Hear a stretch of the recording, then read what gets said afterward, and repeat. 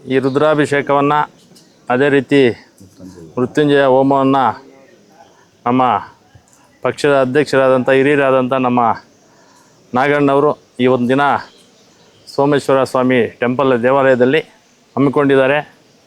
ವಿಶೇಷವಾಗಿ ಇನ್ನೊಂದು ಹೇಳಿಕ್ಕೆ ಬಯಸ್ತೀನಿ.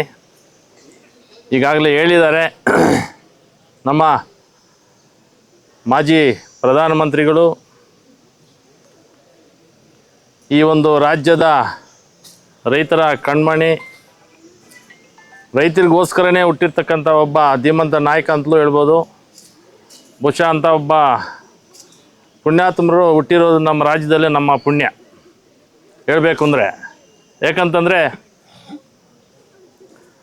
ಅವರ ಜೀವನ ಪೂರ್ತಿನೂ ರೈತರಿಗೋಸ್ಕರ, ಬಡವ್ರಿಗೋಸ್ಕರ ಅವರು ದುಡ್ದಿರ್ತಕ್ಕಂಥ ಕೆಲವೊಂದು ಕಾರ್ಯಕ್ರಮಗಳು ನೋಡಿದ್ರೆ ಬಹುಶಃ ಅಂಥ ಒಂದು ಕಾರ್ಯಕ್ರಮಗಳನ್ನು ಯಾರೂ ಮಾಡಲಿಕ್ಕೆ ಸಾಧ್ಯ ಇಲ್ಲ. ಮುಂದಕ್ಕೆ ಅಂತ ಒಬ್ಬ ಮನುಷ್ಯ ಹುಟ್ಟೋದು ಇಲ್ಲ ನಮ್ಮ ರಾಜ್ಯದಲ್ಲಿ. ಯಾಕಂದರೆ ಇವತ್ತಿನ ದಿನ ರೈತರಿಗಾಗಿ ಹುಟ್ಟಿರ್ತಕ್ಕಂಥ ಒಬ್ಬ ಧೀಮಂತ ನಾಯಕ ಅಂತ ಹೇಳ್ಬೋದು. ಬಹುಶಃ ಅವರು ಮಾಡಿರ್ತಕ್ಕಂಥ ಕಾರ್ಯಕ್ರಮಗಳು ಎಷ್ಟು ಅಂತ ಒಂದೊಂದಾಗಿ ಬಿಡಿಸಿ ಹೇಳಿದ್ರು ಸಹ ಒಂದು ವಾರ ಪೂರ್ತಿ ಹೇಳಬೇಕಾಗ್ತದೆ.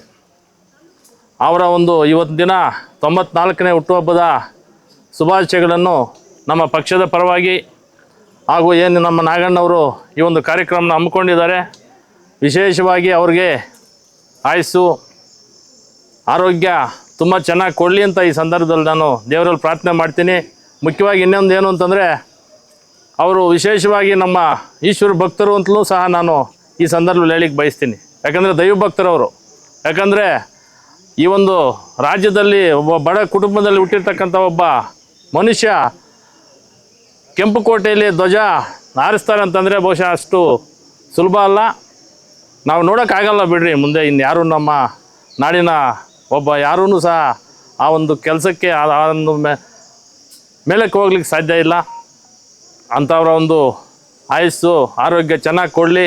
ಅಂಥವ್ರಿಗೆ ಆರೋಗ್ಯ ಚೆನ್ನಾಗಿ ಕೊಟ್ಟರೆ ಸುಮಾರು ಕೋಟ್ಯಾಂತರ ಜನ ಇವತ್ತಿನ ದಿನ ಅವನನ್ನು ನೆನೆಸ್ಕೋತಾರೆ. ಕೋಟ್ಯಾಂತರ ಜನಕ್ಕೆ ಅನುಕೂಲ ಆಗ್ತದೆ ಅಂತ ಸಹ ನಾನು ಈ ಸಂದರ್ಭದಲ್ಲಿ ಹೇಳಿಕ್ಕೆ ಬಯಸ್ತೀನಿ. ಬಹುಶಃ ಅಂತ ಒಬ್ಬ ಮನುಷ್ಯನ ನಾವು ಯಾವತ್ತೂ ನೋಡ್ಲಿಕ್ಕೆ ಸಾಧ್ಯ ಇಲ್ಲ. ಅವ್ರು ಚೆನ್ನಾಗಿರಲಿ. ಆ ಕುಟುಂಬ ಇವತ್ತಿನ ದಿನ ರೈತರೇನಾದರೂ ಉಳಿಬೇಕಂದ್ರೆ, ಈ ರಾಜ್ಯದಲ್ಲಿ ರೈತರು ಉಳಿಬೇಕಂದ್ರೆ ಆ ಕುಟುಂಬ ಮುಖ್ಯ. ಆ ಕುಟುಂಬದ ಮುಖ್ಯಸ್ಥರಾಗಿರ್ತಕ್ಕಂಥ ನಮ್ಮ ದೇವೇಗೌಡ ಅಪ್ಪಾಜಿಯವರು, ನಮ್ಮ ಕುಮಾರಣ್ಣವರು, ನಮ್ಮ ನಿಖಿಲ್ ಕುಮಾರಣ್ಣವರು ಅಂಥವ್ರು ಏನಾದರೂ ಈ ರಾಜ್ಯಕ್ಕೆ ಏನಾದರೂ ಕೊಡುಗೆ ಕೊಡ್ತಾರೆ ಅಂತಂದರೆ ಬಹುಶಃ ಮುಂದಿನ 28 ಚುನಾವಣೆಯಲ್ಲಿ ಅವರು ಮುಖ್ಯಮಂತ್ರಿ ಆಗೋದು ಶತಸಿದ್ಧ. ಅವರೇನಾದರೂ ಮುಖ್ಯಮಂತ್ರಿ ಆಗಿದ್ದೇ ಸಂದರ್ಭದಲ್ಲಿ ಈ ಒಂದು ರಾಜ್ಯಕ್ಕೆ ಒಂದು ಒಳ್ಳೆಯ ದಿನಗಳು ಬಂದಿದ್ದಾವೆ ಅಂತಲೇ ಅರ್ಥ.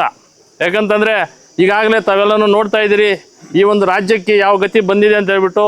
ಆ ಗತಿಯನ್ನು ಹೋಗ್ಲಾಡಿಸ್ಲಿಕ್ಕೆ ಬಹುಶಃ ಅಂಥ ಒಬ್ಬ ನಾಯಕ ಈ ಒಂದು ರಾಜ್ಯಕ್ಕೆ ಅನಿವಾರ್ಯ ಅಂತಲೂ ಸಹ ಈ ಸಂದರ್ಭದಲ್ಲಿ ಹೇಳಿಕ್ಕೆ ಬಯಸ್ತಾ, ಏನು ಆ ಕುಟುಂಬಕ್ಕೆ ಒಳ್ಳೆಯದಾಗಲಿ, ಆ ಕುಟುಂಬ ಮುಂದಕ್ಕೆ ಬರಲಿ, ಆ ಕುಟುಂಬ ಆರೋಗ್ಯ ಐಶ್ವರ್ಯ ಎಲ್ಲ ಕೊಡಲಿ. ಒಳ್ಳೆ ಒಂದು ಮುಂದಿನ ದಿನಗಳಲ್ಲಿ ಅವರ ಒಂದು ಆಶೀರ್ವಾದ, ನಮ್ಮ ಜನಗಳ ಆಶೀರ್ವಾದ ಅವ್ರ ಮೇಲೆ ಇರಲಿ ಅಂತ ಈ ಸಂದರ್ಭದಲ್ಲಿ ಹೇಳ್ತಾ ನಾನು 4 ಮಾತನ್ನು ಮುಗಿಸ್ತಾ ಇದ್ದೀನಿ.